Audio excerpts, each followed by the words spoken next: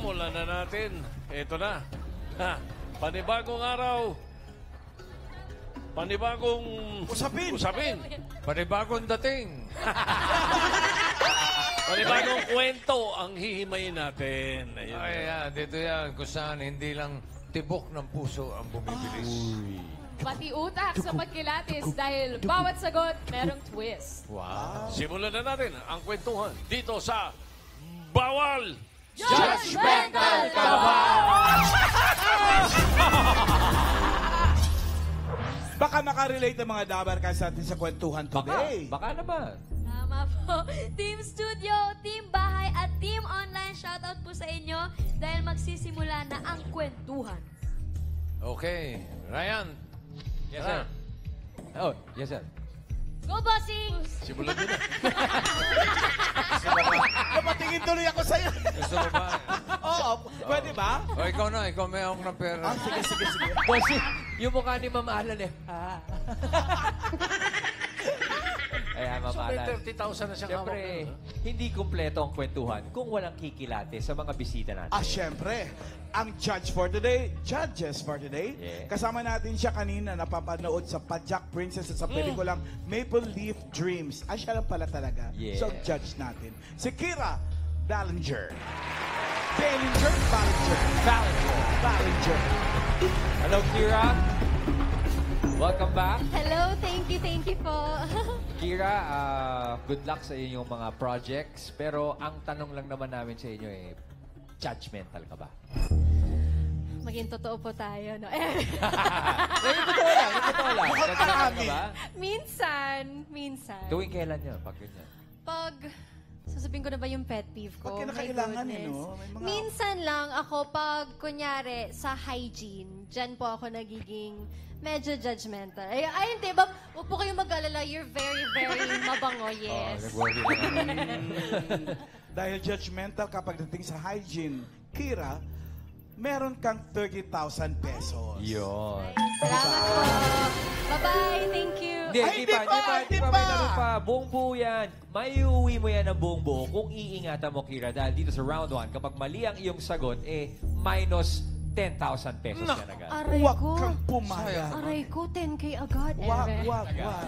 Simulan na natin ng Round 1! Kira, sa round na ito, may mga bisita tayong pwedeng makatulong o makagulo sa'yo. Okay? Ingat. Kaya good luck. Double Cats, pasok!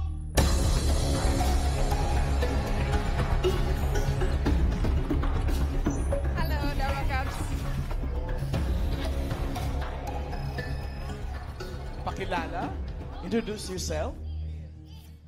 Liz. Hi, I'm Liz. I'm from Kenya, and my life motto is live for eternity. Jumbo. Turn. Next. Hello, Dabakats. My name is Sophia. I'm from Kenya. My motto is, love is truly good when you meet the right person. Ganda nun. Totoo yun. Kira, dalawang taga-Kenya ang bisita natin, kaya Kenya-Kenya tayo. Kenya, Wala tayong pakialam. Kanya-kanya na tayo. Ano sa tingin mo ang mga kwento ng mga bisita natin? Bakit sa tingin mong nandito sila sa harap natin? Honestly, hindi ko alam. You have no idea? Nothing at Mag-imbento ka all. ng kahit na anong istorya. Sila dito ay mga... Call center. Call center. Call center agent. Sa Kenya. Ano sa palagay mo, ang kwento ng buhay nila? Ba't sila andi dito sa Pilipinas? Baka po para magturo ng kanilang kultura sa amin, parang gano'n. Culture So exchange. parang Yes. ambassador sila, gano'n? Opo, parang gano'n. Okay. O sige, ganito, Kira. Bibigyan ka pa namin ng chance. Mas kinatisin ng mga kasama natin ngayon. Ngayon, tinginan muna. Eye to eye to eye. So, listen, Ladies, Sophia. if you could face Kira, Please face Kira. look her in the eye.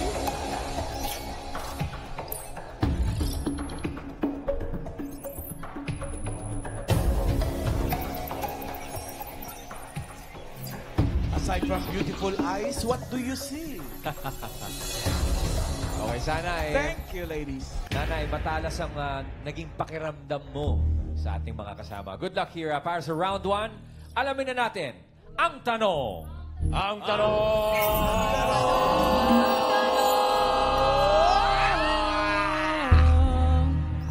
Sino sa kanila ang pinagkasundo ang pag-aasawa sa isang Pinoy?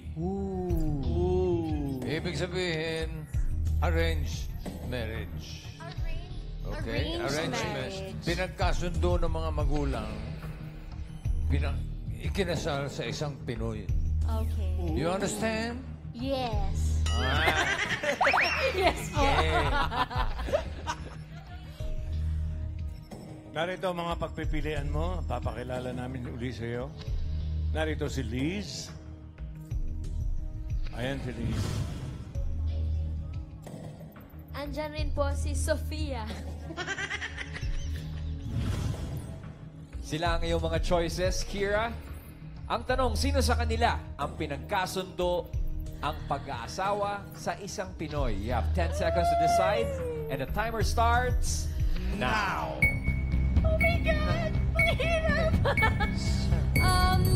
Sino po sa Arranged inyo marriage. marunong magtagalog? O pwede silang kausapin. Ay, sorry. Oo. Time is up. Okay. I have a feeling si Liz. Si Liz? Bakit si Liz sa palagay mo? Hindi ko po. Basta feeling mo lang. Hula lang. Is that your final judgment? Yes po. Final judgment. Lock. Nakalock na si Liz. Liz, Check or X? ikaw ang pinili ni Kira. Tama kaya na si Liz ang pinagkasundo ang pag-aasawa sa isang Pinoy? Oh, no. Yes! Oh, si Liz na! Congratulations, Kira! Safe Thank ang you. 30,000 pesos. Oo! Ang 30,000. Kausapin natin. Si Liz, Main and Miles. Hello, Liz. Welcome to Eat Bulaga. Hello. Hi, Thank you. congratulations. Thank You're you. married to a Filipino. Yes. When did you get married? 10 years ago, 10 2014. years ago. Yes. Yeah. What's the name? Tatanong ko sana yung... Hindi pwede. Mali. Hindi pwede. How was it? Who told you about the arranged marriage? Your mom? Your My parents? mother and his mother are very good friends. Yes. Oh, And so best friends. Best friends. How yeah. old are you that time? I was 24. Yeah. 24. Bagets ate. Yeah, but how did your parents decide on that arrangement? Yes, because his parents, they're missionaries in Kenya, from Philippines to Kenya, and his mother really liked my mother, and they're very good friends. And so from there, they're like, our children should get married, but we didn't meet, we didn't know each other, and so it was really something that we just obeyed our parents. Obey the Yes, parents. yes. But when did you meet your husband? Yeah, was he there at that time? No. He was in the Philippines. I was in Kenya. And so, I rejected for 2 years. For 2 years, I was like, no, You thank said you. no. Yeah, I mean, look at me. Yeah, why would somebody arrange my marriage? Not to be proud, but honestly, nobody wants to be picked for a spouse, right? Yes, it's crazy, right? And so we thought our parents were crazy.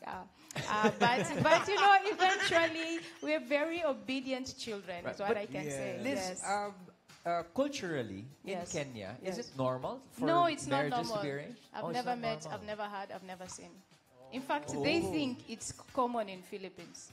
Because it's not Maybe it common was a here either. BFF thing. Yes. Yeah. They keep asking, so in Philippines, people arrange. What made you decide finally to obey your parents?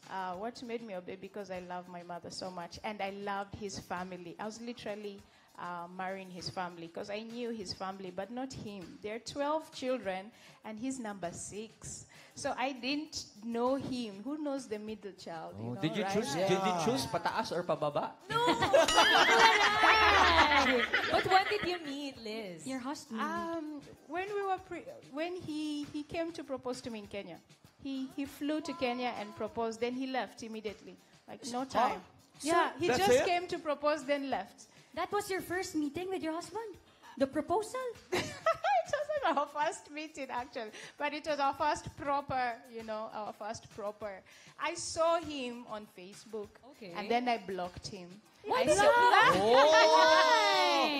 you block him? Because our mothers again wanted us to get married, and I did not want. So just in case he got the idea to send me a message, I'm like, no, You thank you. blocked I him. blocked him, and he was not my type. When you see the profile picture, hindi my type, grabe. Hindi my type, grabe. Ano ba yung type mo? Ano ba yung type mo, Liz? No, Hindi kung, type mo. kung marunong ka mag-Tagalog, Konti lang po. okay. Wow. Kung hindi ka kinasal sa husband mo na Pilipino, ano bang type mo sana? What's your type? Si Tol. Tall. Tall. Tol, yes. Junmar Fajardo. Charing. Jericho Rosales. Jericho Rosales. Don't you know that Jericho Rosales is the Mr. Pogi of Eat Bulaga? Oh, really? That was part of the show. Wow. I was hoping to meet him today. Oh, yeah. Maybe next time. We can call him. Can you call Jericho Charing? Oh, sige. How would you describe your husband, though? He's very loving. He's really very loving. And though our first date was after the wedding, he's very hard not to fall in love with. He's so caring and just a man of God. I love him. He is really the perfect. Actually, your parents know who is perfect for you. Yes. But how do you handle the cultural differences, though? Well, the first 3 years were very difficult. I'll tell you that for real. Very, extremely difficult. But with God in the midst, God in our center, just centering us together. And then Asia and Africa, not too far. We really have a lot of respect in culture. We're not too far apart. Though in food, yes, we are very far apart. What are the difference in food? What were the difficulties for you? For me, for example, your sinigang, why is it bitter? I don't know why. And then Maasim yun. no, actually, mostly it wasn't for me. It was for him. Our food is very different, very, very different for him. So who does the cooking in the house? Ako. Ikaw? So more on African food? I have learned how to make all the food. Kare-kare, adobo. Wow. Yeah, bulalo, Liz, wait, you said a while ago you blocked your husband Yes. on Facebook. Yes. How long before you allowed yourself to, 2 "Alright, years. I'll talk to him"? 2 years. 2 years? Tagal yun natin. No, I didn't. I allowed him to talk to me when he was on my knee, when he was on his knee proposing, "Will you marry me?" And I was going to say no, but because there were so many people, I didn't want to embarrass him. I'm like, yeah. So you said yes. But after that, he went back to the Philippines, Yeah, right? he flew back to the Philippines. I had no time to say no, and his mother flew me immediately to plan the wedding. Yeah. Where did you get married, though? In the Philippines? In the or in Philippines, Kenya? where there's no divorce. That's what you call, Liz, that's what you call walang kawala. Yes. No escape. No escape. I didn't know that. I found out later. There's no divorce. Did you have a boyfriend before you got Yes, married? I was even dating when he was proposing. Whoa. Yeah, I did. From What was Kenya. Yes, from Kenya. What was his reaction? I know, You knew right? about that. The boyfriend. Yeah, actually, Is he there? I told him no. I told him I'm in a complicated situation right now that my parents have got me into. Actually, it was more my mother and his mother. So, because it's also his mother who told him, "You go to Kenya and just ask her, is it yes or no? We move on, And so, yeah, that's how it happened. But 10 years into marriage, Yes. how is it for you being married to a Filipino? I love it. I feel like Philippines is definitely my only home. For sure. I was created to be in the Philippines. Yes. That's what I love. Do you have kids already? Yes, we have How 4 many kids? kids. 4 kids. 4 kids. Are they here? Yes, they're Should've brought them here. Yes, they're here. So what are the challenges or the most challenging part about being married to a Filipino or being in an interracial relationship? The most challenging, I would say, would be finding the balance of which culture we're going to use Right. in everyday life. Like, which culture will we do, you know, in every day. So we have to find a mixed culture. How do you do that, especially with your children? Especially the children, Yeah. yes. Well, good thing where we live, because we lived 8 years in Kenya, and then now we've been here for 2 years. So the 8 years in Kenya influenced a lot of our decisions. But now in the Philippines, so we're being influenced a lot to the Philippine way of life, and that we love it, you know. And so the children get to choose what they want in the dinner table. They can choose what they want. They can speak the language they want, you know. So do your children speak Tagalog? Konti lang, but they're forced in school, but so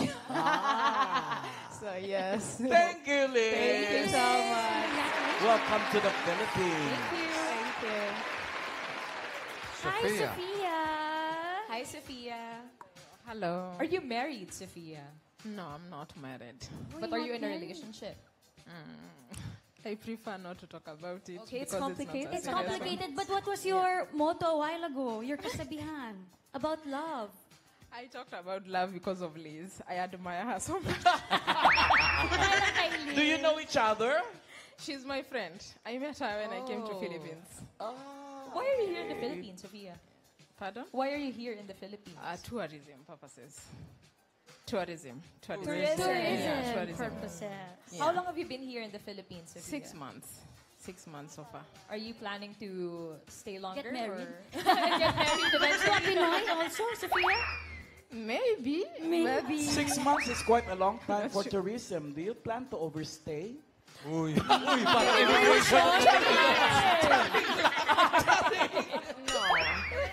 What do you No. like most about the Filipino culture, Sophia? I actually like everything. The people are so friendly. The food, the fruits. What's your favorite Filipino food? Pardon? What's your favorite Filipino food? Tinola. Tinola. We love tinola too. Thank you so much, Thank you, Sophia. Sophia. I hope you enjoy the rest of your stay. Thank you very much, ladies. And update lang muna tayo. Kira, buong buo ang iyong 30,000 pesos. Pero wala mo nang uwi dahil meron pa tayong round 2. 30,000 pa rin yung hawak-hawak mo, Sophia. Sa round na ito, round 2, dapat mas galingan mo ang pagkilatis dahil kung kanina minus 10,000, ngayon, naku, 15,000 ang mababawas Mga dyan kalahati sa yan. hawak-hawak mong pera. Okay, so Kira, pay attention dahil dito sa round 2, may mga makakasama tayo uli. Kaya Dabar Cards, pasok!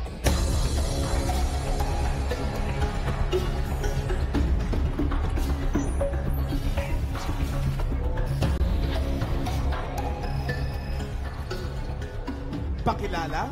No coaching. Hello, The Barkads. Ako nga pala si Bong Padayon na naniniwala sa kasabihan. Sa bawat kamalian, mayroong natututunan. Wow. Ba. Go, bro. Magandang hapon, The Barkads. Ito nga pala si Jasper, naniniwala sa kasabihan na it's never too late to follow your dreams. Next. Magandang hapon, Dabarkads! Ako nga pala si Sol, naniniwala kahit nahihirapan tayo sa buhay, tumingala lang tayo at merong tutulong sa atin. Amen. Kira, kanina nakilala natin at nalaman ng kwento ni Liz. May kinalaman pa rin sa kanya ang tanong dito sa round 2. Ang tanong! Ang tanong!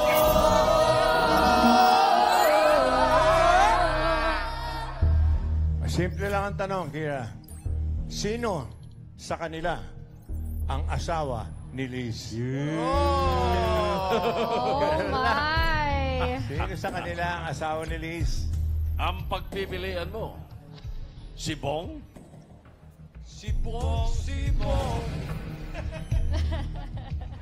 Pwede rin po si Jasper. At andyan rin po si Sol.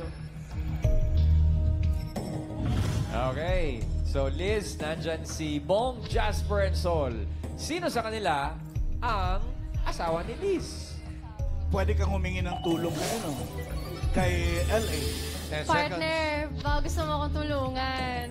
LA, may opinion ka ba, Brad? Baka gusto mong magturo ka lang. Sorry, nagbebebe time pa kasi ako dito. Ikaw talaga. Pare, kung ikaw mag-a-advise kay Kira. Ako personally si Jasper kasi ang ganda ng polo niya eh. Parang anytime ready to hubad. Kaya ganyan yung mga husband material para sa akin. Wow! Ganun ba yun? Easy.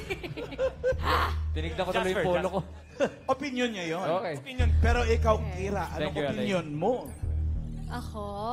Sino ang asawa ni Liz? Alam Bigyan ka nyo, namin ng 10 seconds to decide. And that starts now. ako kasi napaka-indecisive kong tao. Yung walang tiwala sa sarili, kaya LA, Tama ka sa first round, ha? I think it is Kuya Jasper. Same as LA's choice? Jasper. Kasi husband material daw. Get ba? Dahil sa polo rin? Mukha naman. Is that your final judgment? Yes. Lock!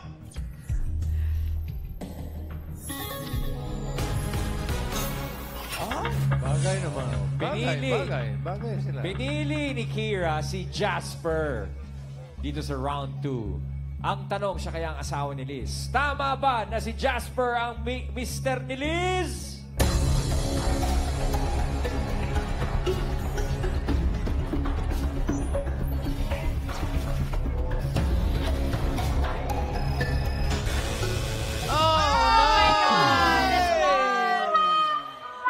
LA kasi. Kinig sa akin. Mali! Kinig ka kasi sa akin eh. Ay, sorry. Kasabi natin si Jasper. Bakit ba? Jasper! Hindi siya. Long time. Ay, may nice to Ay, see you. no, nice to guys. see you. Ay, Ilang Miles. 8 po tayo ngayon? Uy! Oo nga. Ikot pa yan. So, Jasper, Kasi di design ng polo niya para mga design sa Kenya. Pwede, Ganyan. pwede. Oo nga, pwede no? po. Jasper, kaano-ano mo si Liz? Si Liz, actually, matagal na kami magkakilala. Totoo ba? Is that true, Liz? Kasi nag-message din ako, blinak din ako. Ay, Oy! Kaibigan ka din, ha? Joke lang. Hindi, Hindi kayo first magkakilala? time. First time ko nakilala si Liz. Pero napakaganda ni Liz. Naman. Ikaw ba, Jasper, married? Hindi. In a relationship? Hindi pa. Maghahanap pala baka sa pamamagitan ng polo na to. Baka naman po, nananawagan po ako. Lumapit na po kayo. Jasper, search mo sa Facebook. Kaya Thank mo you, yan, Jasper. Kaya natin. Jasper! Maraming salamat. Thank you. Okay. Hindi si So, Jasper sino? ang tamang sagot. Alamin na natin, Ma'am Alan. Kay Bong ako, kay Bong. Kay Bong. Ako kay Sol. Kay Sol kayo. Ako kay dito, Sol, dahil pag pinagsama mo yung pangalan nila, Lisol. Pwede naman Solis. Sabi ko kay Liz kanina, if I were to choose, I would choose one who looks religious. Okay. Kasi yung pamilya niya, di ba, pareho silang... Yes, Oo, missionary. oo. So, ibig sabihin si Bong Ano? Dito, Sen, hindi mo Hindi ba pagkatiwalaan? Pakita na muna natin. Tingnan natin kung sino tama, Okay. si Bong ba o si Sol? Lisol.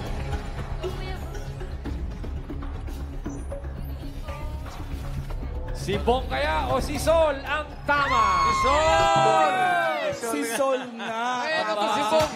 Eh, sino tong si Bong? Bong, sino ka? Religious ka ba, Bong? Hindi. Di po sigurado.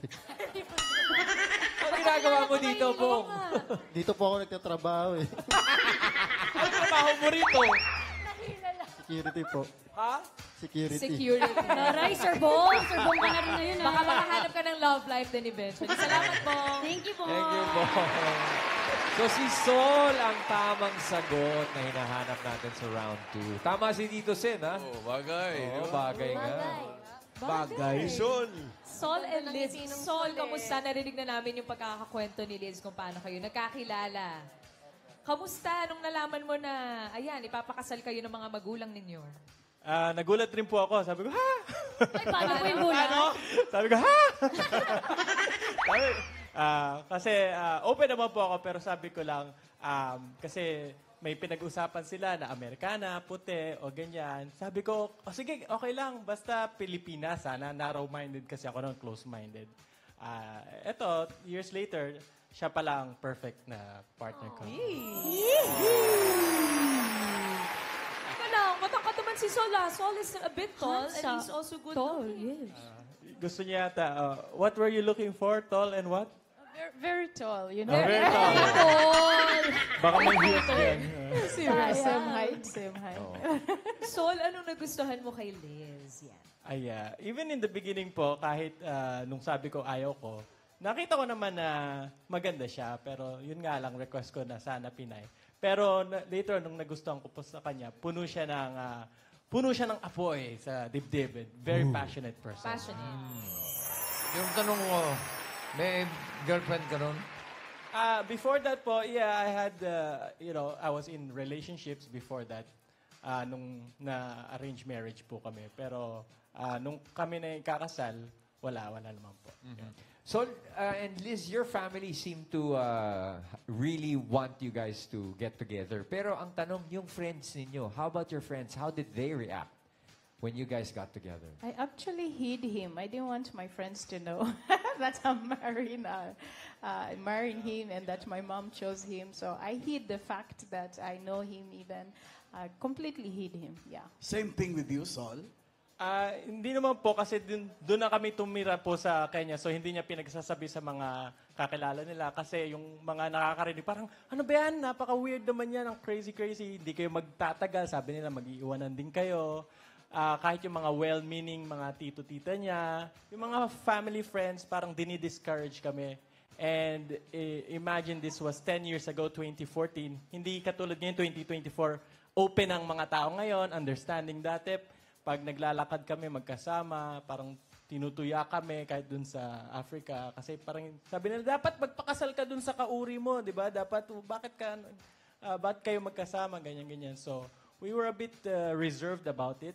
Then later on, nung 5 years na kami, that's when we started being comfortable of sharing our story to others na at least, di ba, parang hindi na nila masabi, maghihiwalay din kayo, di ba? At least ngayon, meron na kaming pinagsamahan na hindi na kami 10 years, hindi biro yun. May mga anak sila po, Mamiki. Talaga? Kasama nila, baby. Ang baby. Yes, our 4 kids. Yes. Cute! Hala!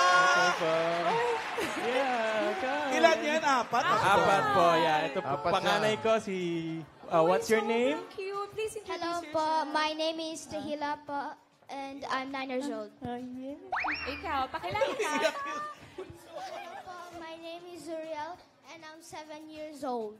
Ikaw naman, pakilala. My name is Sandy Ocampo po, and I'm 5 years old. Oh, hi.